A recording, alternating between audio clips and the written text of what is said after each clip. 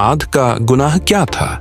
यह कहानी एक ऐसी कौम की है जो अपने गुनाहों और घमंड की वजह से अल्लाह के अजाब का शिकार हुई। आद की सरकशी आद की कौम अपनी ताकत, दौलत और शान में इतनी डूब चुकी थी कि वह अल्लाह के आदेशों को नजरअंदाज करने लगी थी।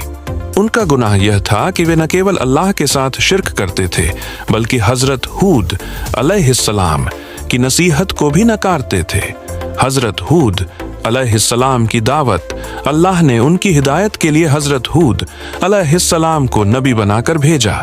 हजरत हूद ने कहा, अल्लाह के सिवा किसी की पूजा न करो, अपनी ताकत पर घमंड न करो, वरना तुम पर अजाब आ जाएगा। मगर आद के लोग हंसते हुए जवाब देते, हमसे ज्यादा ताकतवर कौन हो सकता है।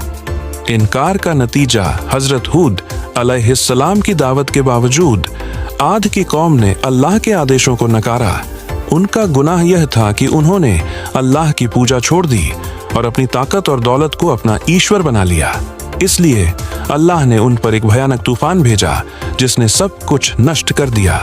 कुरान कहता है, फिर हमने उन पर एक तेज आंधी भेजी जो 7 रातें और 8 दिन तक चली, तो वे ऐसे गिर पड़े जैसे खजूर के खोखले तने। सूरह अल-हाका 6 से 7। सीख, जब घमंड और गुनाह बढ़ता है तब अल्लाह का अजाब भी आता है।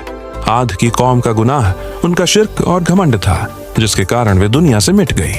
क्या आपको लगता है कि आज भी ऐसी कौमें हैं जो अपने गुनाहों में डूबी हुई हैं? अपनी राय कमेंट्स में बताएं। अगर आपको यह कहानी पसंद आई हो तो लाइक करें, शेयर करें और ऐसी और कहानियों के लिए सब्सक्राइब करें। Movie camera fire.